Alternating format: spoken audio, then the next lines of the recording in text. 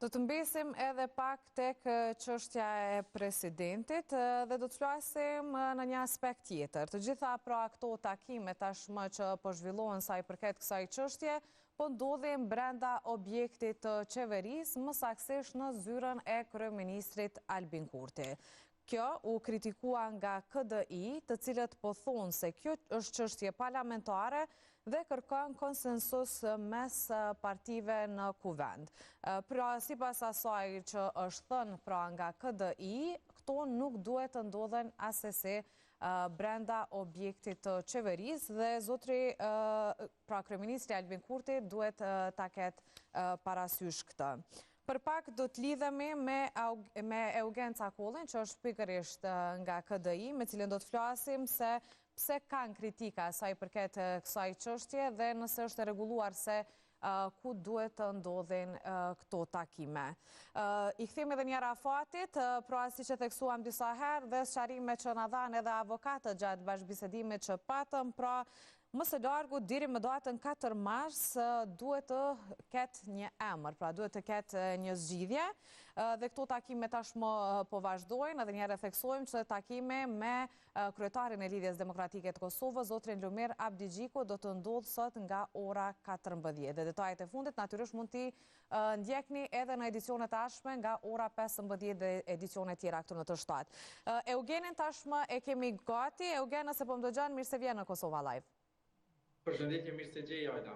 Faleminderit shumë. Pra KDI ka një kritik. Pse takimet po ndodhin brenda objektit të qeverisë, pra në zyrën e kryeministrit? Nëse mund ta sqarosh cilat janë këto parregullsi që po i evidentoni. Atëherë, qëndrimi jonë është në radhë të parë kemi të bëjmë me një proces të pastër parlamentar.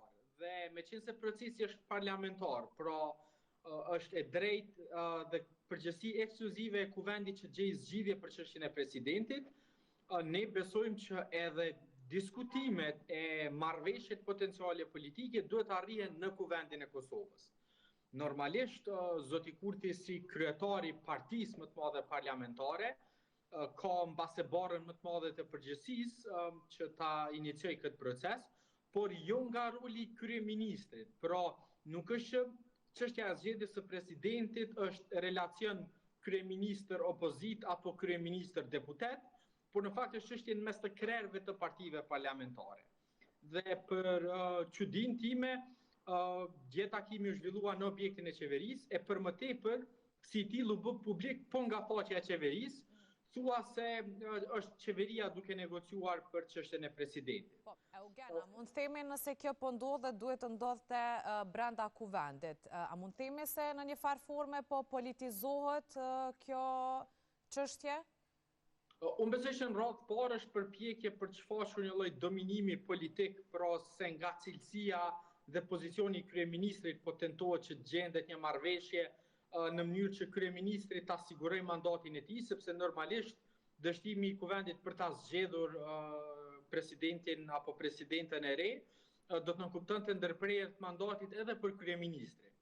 Por në anën tjetër besoj që është përpjekje për t'i dhënë një kohje tjetër diskutimeve dhe për ta vendosur në këtë rast opozitën e veçanërisht partitë individualisht në një pozitë të pafuqisë politike, për bindjen time vetë referenca ndaj zotit Hamza edhe si deputet ishte indikacion në vetvete në këtë drejtim, sepse po të ketë diskutime me deputet, atëherë mund të ketë me cilin do prej afërsisht 40 deputetëve sa i ka opozita dhe jo vetëm me një prej tyre.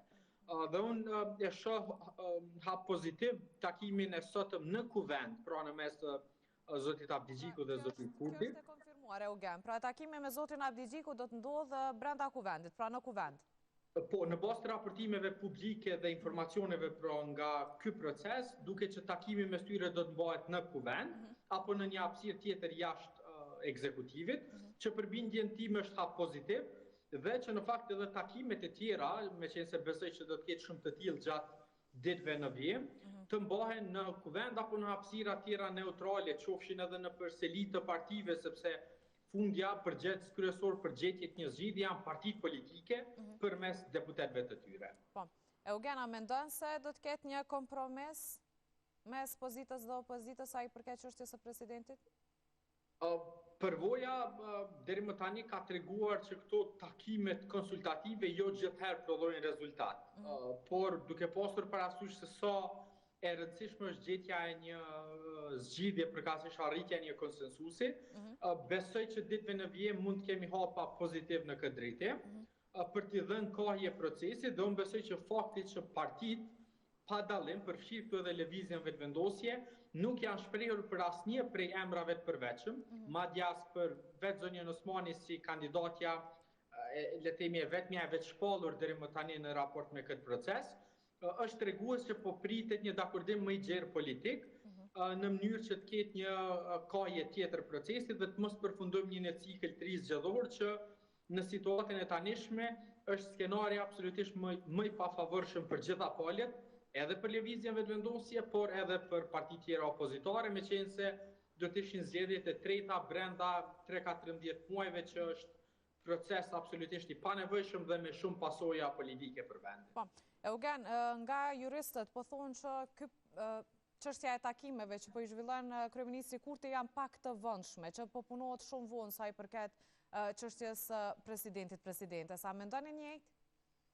Unë besoj në radhë parë, edhe sipas kushtetutës, ky proces është dashur që të filloj më herët. Pra, është dashur që të filloj më së voni më pas shkurt të këtij viti, por meqense ne kemi qenë në një proces zgjedhor, tashmë jemi në 10 ditëshin e fundit dhe unë besoj që në dinamikën aktuale të diskutimeve, kjo do ta sjellë një lloj ngutije që aq sa mund të sjellë le të themi dobi pozitive, aq mund të sjellë edhe probleme, sepse sa më e ngushtë është koha, aq më i vogël është potenciali për gjetjen e një marrëveshje. Dhe 5 marsi është afat shumë i afërt, brenda së cilit duhet jo vetëm të ketë marrëveshje, por edhe votim të suksesshëm të presidentit.